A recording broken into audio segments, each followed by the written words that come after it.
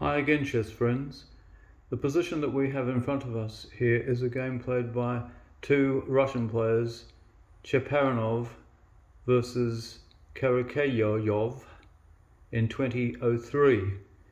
And the solution to this one requires someone to find a mate in 5 moves by white.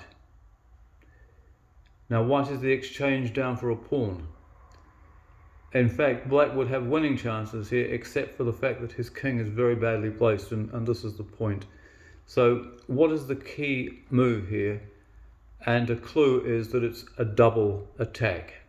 So you have 2 key moves in one.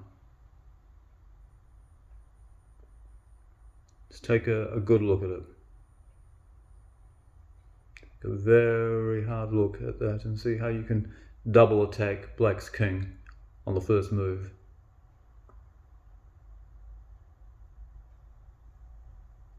Well, of course, you can do it with knight to h5, just like that, and the knight checks the king along with the queen. But I can tell you that this doesn't work. That was the first one that I looked at, and I quickly dismissed it. And then I looked at this one, and that is in fact the double key move. The knight is hitting the king, and the queen is simultaneously doing it. The beauty of this move here is that it cuts off the connection between the rooks. That is something worth noting. So effectively, white's next move can win the game on the move if black plays his king either to g8 or h8. In other words, if he plays here, he has to move the king. He can't interpose anything because he's double attacked. If he plays to here, then you take the rook off. And the queen is supported by the bishop, and that is checkmate. Alternatively, should black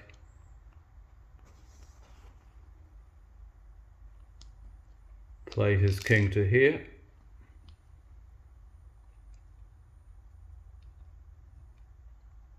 then it is the same result. And like I was just saying a moment ago, the knight nicely cuts off the connecting rooks.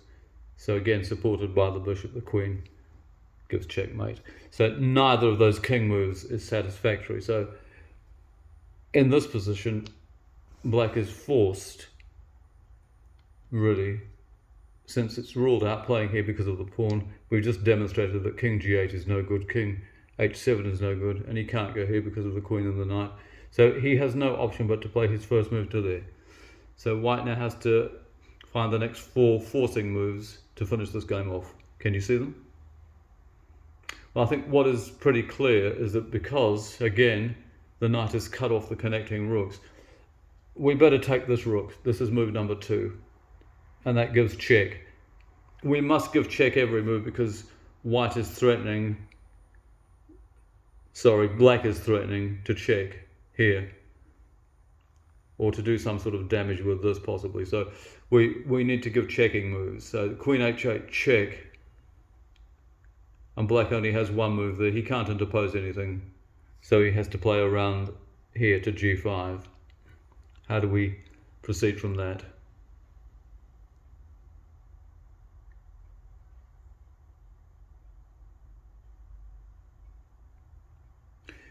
You could, of course, bring the queen into here, but then black can simply go back and we have a sort of a repetition of moves.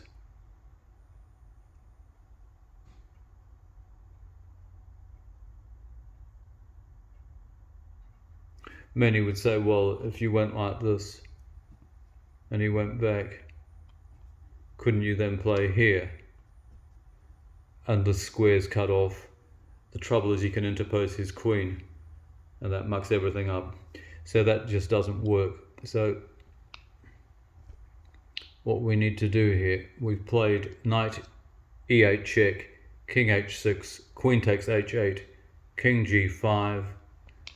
This is the third move, bishop f6. f6 is an important square there's no doubt about it.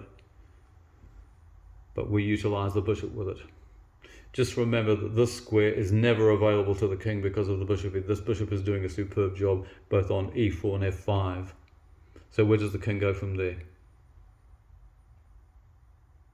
Well, the next move is effectively forced, because if he can't play anywhere down here, and he can't go here, as just explained. So he either has to go to g4 or f4.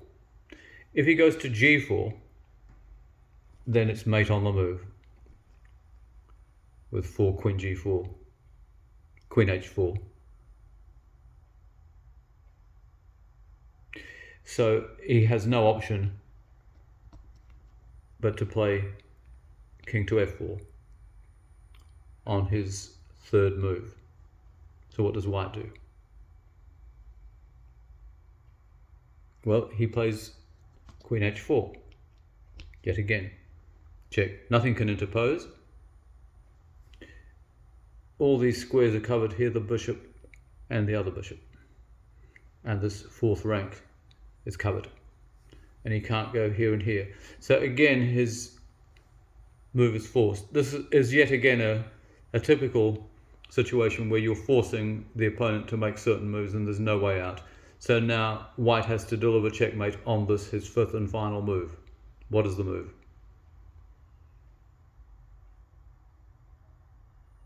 Okay, the move quite simply is to here, and the king supporting the queen. This rook covers the D line admirably, covering e2, and e4 is covered by the bishop, and the queen covers the f line, so that is definitely checkmate. So that's a magnificent finish to a very interesting problem. I hope you enjoyed it. Thanks for watching. Enjoy your chess, and bye-bye for now.